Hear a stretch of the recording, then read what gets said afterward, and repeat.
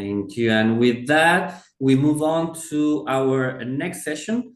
So we will continue talking about bridging the gap, how Latin American and Caribbean SMEs and startups can scale into the US market. And this session actually will be led by David Botes, who is Commercial Director at TCA Software, who will share practical guidance for Latin American companies on how to adapt their business models to US realities, build strategic networks, and navigate cultural, legal, and regulatory challenges. So, David, thank you so much for being with us today, for sharing all your knowledge and your experience. And now the floor is yours. Thank you, Luciano. I appreciate it. And thank you for having us here.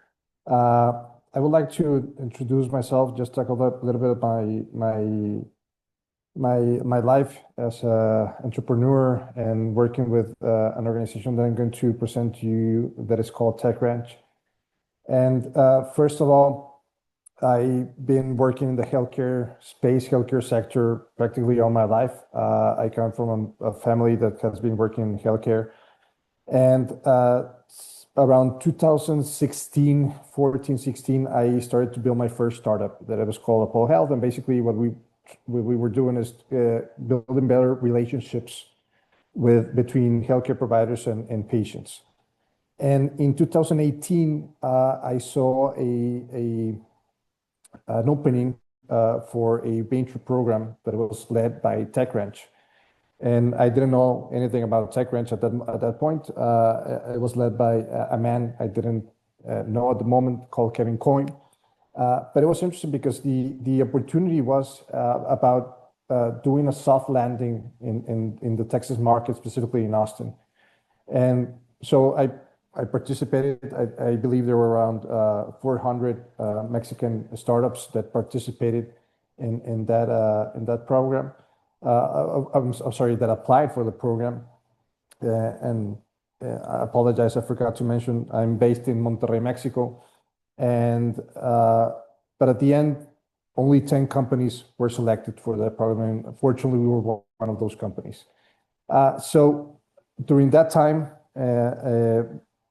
I started to understand and went through this quote unquote accelerator through TechRanch.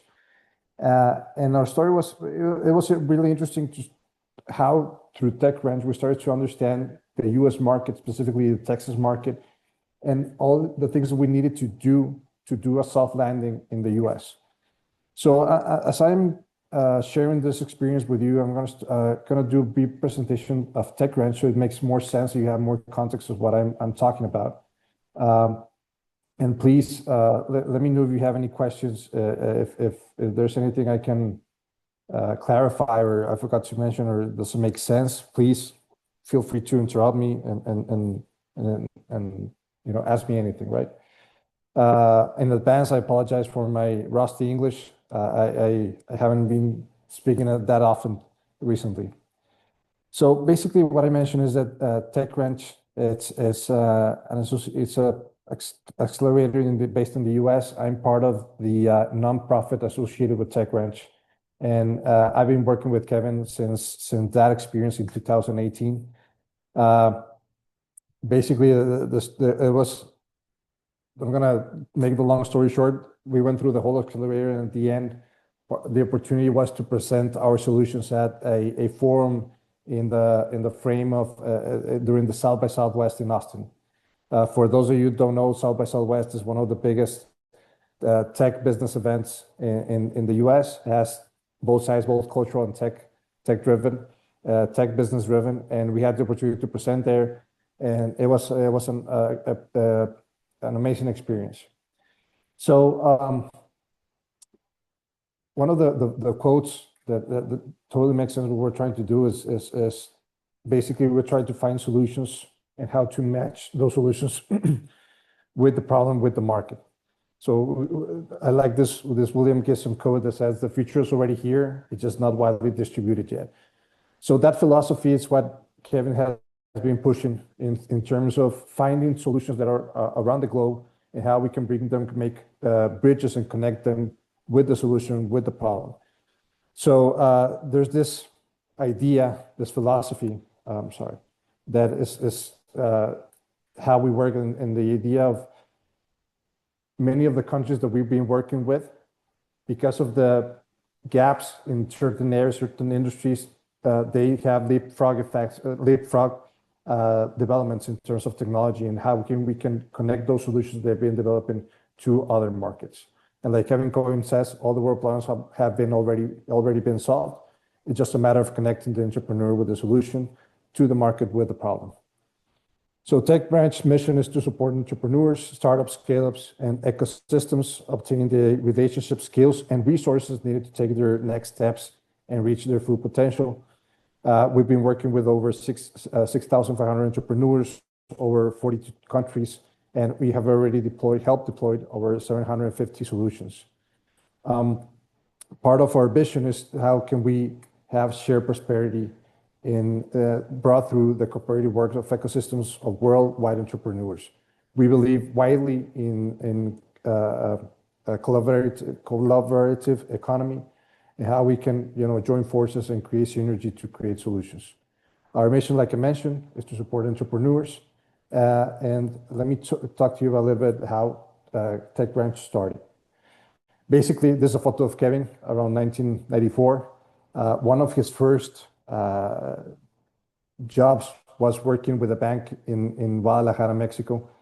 And so one of the things, besides the opportunity, he's been very grateful with Mexico for this. But at the end, what he saw was how we can start to build bridges instead of building walls, and start to make these connections programs, and how to help entrepreneurs either land opportunities in the US or even other countries, right? But let's talk specifically about the US. So a little timeline, like I mentioned, I participated in the Mexico-Austin Venture Bridge. This was a program supported by the Mexican government and Tecnológico in Monterrey. It's one of the biggest or well-recognized universities in Mexico and Latin America. But there have been other bridges, other programs with Italy, with Russia. We started a program called Coronavirus Response, that was basically with the Texas Global Health Security Innovation Consortium. But there's also been other programs with Czech Republic, with Japan, Central America. Currently, there's a program I'll talk about a little bit more further on about with the state of Chihuahua in Mexico, and again, other programs with Japan and Austria in 2023. So what is a venture bridge? I've been talking about that, but let me clarify a little bit. What is a venture bridge? Venture bridge is about opening opportunities for collaboration between our regions that support earlier stage and innovation-focused ventures. Number two is about target early success across bi-directional ventures, and look for ways of expanding our work together and drive the success of impact through innovation startups. Venture Outfitter is one of the programs that we have, one of the venture bridges that basically supports entrepreneurs entering the new markets, brings community for insight across Tech Branch network, mentorship, weekly check-ins, and resources. So I'm going to do a brief pause here to talk about more about my experience, and how more than bringing you with stats and information, that let me talk about my perspective as an entrepreneur, and how it has been working and entering the US market. So one of the things, just to give you a little bit more of context, the audience is from all of Latin America, and Monterrey, for those of you who don't know, it's a city around 5 million people in north Mexico, just a 2-hour drive from the US border. We have a really close connection with the US. Actually, one of the things that is said here in Mexico is that Monterrey is very Americanized, culturally, and in terms of the business driven and things like that. But I mentioned this because in my way of thinking back then was that, working with Texas would be pretty easy because we're really close. Like I mentioned, it's very custom for people in Monterrey to drive to Texas at least once or twice a year, right? So I'm pretty familiar with the most of Texas cities: San Antonio, Austin, Dallas, Houston, border cities. So I was very familiarized with Texas. That's what I'm trying to say. And when I entered this program, one of the things that I had in my head was that it was going to be pretty easy understanding or working with the Texas culture, right? But even though we're really close, it's completely different. Yeah, completely different. Apologize. And one of the first things that we started to learn what I started to learn working with Kevin and the TechCrunch team was about how to sell to the U.S. market, how to sell to the Texas market. What would the customs? What are the proper way to work with meetings? And one of the first things that uh, started to be kind of a challenge, or one of the things that we had to work on was that, this is not something that is proper of the U.S. I think this is something culturally all around the world, that people feel more empathy working with people that have a similar context with. What I'm trying to say is that uh, one of the things that we first saw is that it's more easy, or it's easier rather, to work with a company based in the US, right? So one of the things that we first started to work with is how do we, uh, create a company in the US, have to have at least a physical address where people can see, okay, you're working with a US Mexican company, Mexican US company, right? Um, so that was one of the first challenges. And the second one, and this is not in order, but one of the another challenge that it was very, I think this is rather, the first one I'm just want to mention, you can probably just do the checklist, work the proper way to create your company and incorporate your company in the US. But the second one has to do more with understanding the market. So, like I mentioned, I work in the healthcare sector, and the Mexican healthcare sector, it's very, very different from the rest of Latin America, and very, very different from the US healthcare sector. So, one of the first things that I had to do also was to understand the pains, understand the opportunities that we have with our solution. How can we match our solution with the necessities in the US, and how to work with the US? What we start to this is when TechRanch came pretty much in handy. There's a lot of connections and a lot of databases in terms of having connections. One of the one of the best qualities that I give credit to Kevin is the level of connections that TechRanch has in terms of sitting you with the right people, or with the people that can have a connection that can be in benefit for you and your company. So that helped me in the first stage, rather than entering to sell our solution. I entered to understand. I entered. One of the things that I learned was that I need to understand the market. So I had a lot of meetings with investors, with potential clients, but not in the, again, I'm going to repeat myself, not in the sense of selling, but more in the sense of learning. So I started to understand all the complexities with regulation, complexities in terms of how the interest, what was the incentives in healthcare to have a better connection between healthcare providers and patients. So I started to understand better how the ecosystem was in all its little details and nuances, and how we can expand that to the US.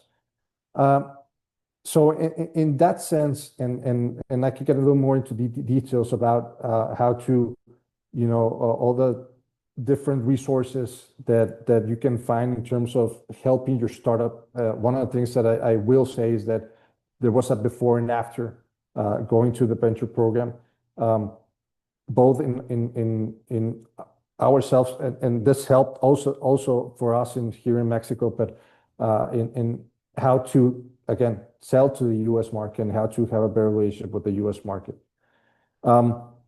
So that's one of the things that was very beneficial for us. And the other thing is that one of the other thing is that it's very important to build these communities, in the sense of just not going alone and trying to enter the US market. Because one of the things that helped me a lot was going with a group of entrepreneurs with the same goal of doing a soft landing in the US.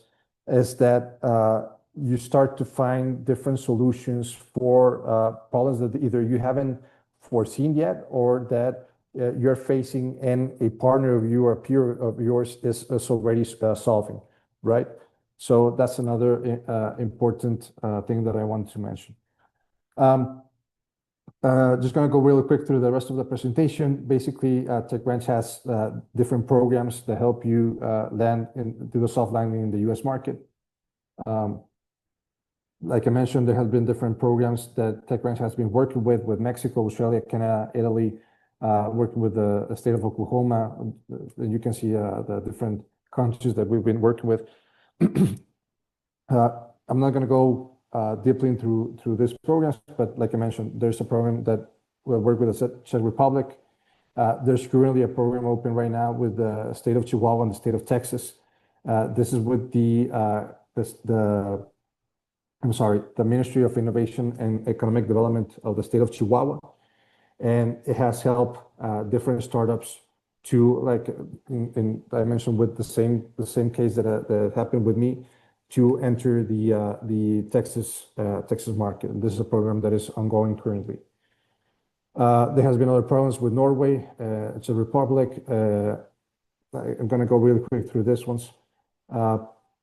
With Japan, with Austria, and all of them have the same idea. How can we bring different solutions and innovations to the US, and how we can help this startup, this company scale-ups to enter the US and do a soft landing with all the different, I'm not going to say different challenges that it could face in entering a new market, right? So how we engage, like I mentioned, is working as a talent agency. We help discover companies and evaluate them, strengths, needs, aspirations, assessments, consultations, speaking engagements, help participants discover and the focus areas. Like I mentioned, with us, they help us understand where the opportunities and how to guide those opportunities to the correct market, and how we can start to find early adopters for our solution in the US. Then we identify gaps, companies develop perspective, knowledge, skills, need to inform decisions, and drive the team to commit to a path forward. We engage the companies and ecosystem players in workshops, community building, events, networking opportunities. Like I mentioned, one of the greatest assets is the level of networking that we can find in this type of organizations. It helps you to connect with the right people in the correct investors, correct market. The companies, we connect with them, companies navigate our ecosystem through coaching, market explorations, networking events, provide entrepreneurs and ecosystem players opportunities for guided introductions, potential collaborations, channel partners, and gain further insights to scale. And at the end, the scale. Companies are ready to scale, are provided with soft landing support in Austin, Texas, for the initial US market entry point. The landings include introductions, potential customers, connection, and investors. Like I mentioned, we help discover, develop, connect, and scale. There are different phases to this venture relationship engagement mode, basically connecting, the first engagements. Because of the distance, there's different flexibilities in terms of doing this different process virtually. There's also opportunities for them to be physically. I think one of the best, and there's a couple of cases of partners, or rather peers of mine, that went through the same program, that saw the big difference in when they personally moved to the US and started to work in the US, and how things started to move faster when they are physically present there. I truly believe that, and I know this could be a challenge because of what it implies, and I understand that as an entrepreneur. If you plan to move to the US, that's one of the best decisions you can make in terms of helping your startup grow. Because there's nothing like being there and being that your main focus, and understand the market firsthand, and being there, understand the problems, and talking to your potential clients, and talking to and doing that one-on-one physical presence that makes your business grow, right? This part of the team, of course, Kevin Cohen, the CEO, and part of the team that helps in different stages with TechCrunch. And just to finish, we always like to finish with this phrase that says, "Let's go change the world for the better together." This is a quote that comes from the phrase that if you want to go fast, go alone. If you want to go further, let's go together, right? So I'm going to stop the presentation and leave a couple of minutes for Q&A. I'm sorry, I hope this was a benefit for you guys and hope it was clear. I'm all ears. You can ask any questions. One of the things I just want to clarify, I'm not very versed in terms of the legal aspects, and I don't feel with that confidence to give you any type of legal advice in terms of visas and things like that. I'm sure there's experts that can help you with that better than I can do. Sure, absolutely. David, that was really enriching for everyone. And we will have some more legal and all those procedimental issues afterwards in different sessions. So hopefully those that still have those doubts will have the chance to evacuate those. But we already have some questions here from the chat. So I'm reading one here. Let me go back to it.